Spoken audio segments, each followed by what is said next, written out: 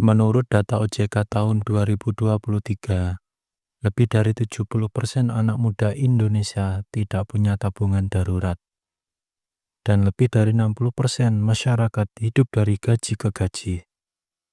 Riset bahkan menunjukkan hanya 8% masyarakat Indonesia yang merasa bebas secara finansial. Terus sisanya gimana? Hidup tertekan oleh utang, cicilan, dan biaya hidup yang makin tinggi. Sekarang coba bayangkan begini. Tanggal 1 gaji baru cair, tapi di tanggal 15 uang sudah habis untuk cicilan, makan, dan jajan. Saat ada kebutuhan mendadak, kalian bingung harus pinjam ke siapa. Pertanyaannya, kalau memang banyak cara cepat kaya di luar sana, kenapa kenyataannya mayoritas orang masih terjebak miskin? Di video ini kita akan bahas strategi nyata, cara manajemen uang supaya gaji tidak cepat habis, cara mengatur keuangan dan pemasukan, cara memperbesar pemasukan lewat side hustle, bisnis, dan investasi, serta mindset kaya yang membedakan orang biasa dengan orang sukses finansial. Tonton sampai akhir, karena di bagian terakhir saya akan kasih strategi praktis yang bisa langsung kalian terapkan. Dan jangan lupa klik subscribe supaya tidak ketinggalan pembahasan seputar keuangan, bisnis, dan investasi berikutnya. Banyak orang mencari jalan pintas. Nggak percaya? Coba lihat aja di pencarian di Google. Cara cepat kaya mendadak, cara cepat kaya tanpa bekerja, cara mendapatkan uang dengan mudah. Tapi kenyataannya, kebanyakan justru terjebak. Setiap tahun ribuan orang rugi karena investasi bodong.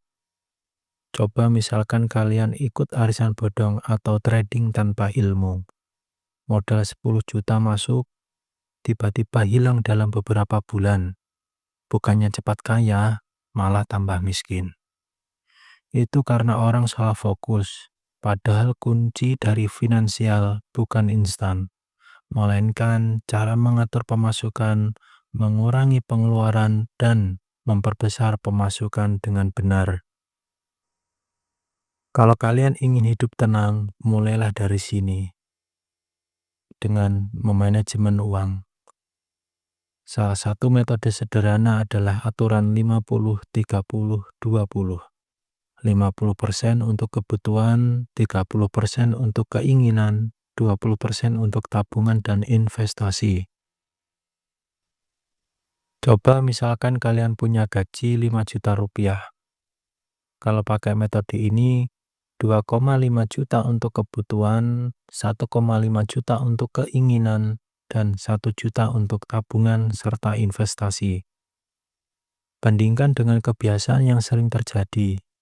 Dari gaji 5 juta, hampir 2 juta habis hanya untuk nongkrong dan ngopi. Kalau dihitung 25.000 per hari atau 750.000 sebulan. Kalau setahun, hampir 9 juta rupiah. 9 juta rupiah yang bisa jadi modal usaha justru habis untuk gaya hidup. Inilah kenapa manajemen keuangan merupakan pondasi utama. Kalau uang tidak diatur, sekecil apapun kebocorannya, akhirnya akan menggerus kekayaan kalian.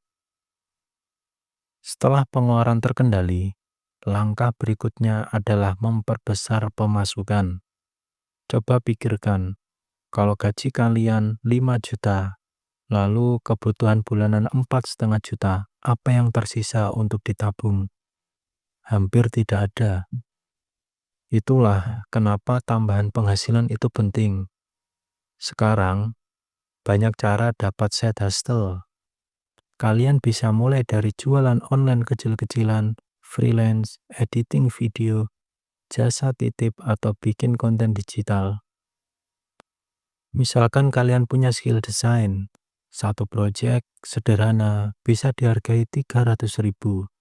Kalau dalam sebulan ambil 4 project, kalian sudah punya tambahan 1,2 juta per bulan, dan itu di luar gaji utama.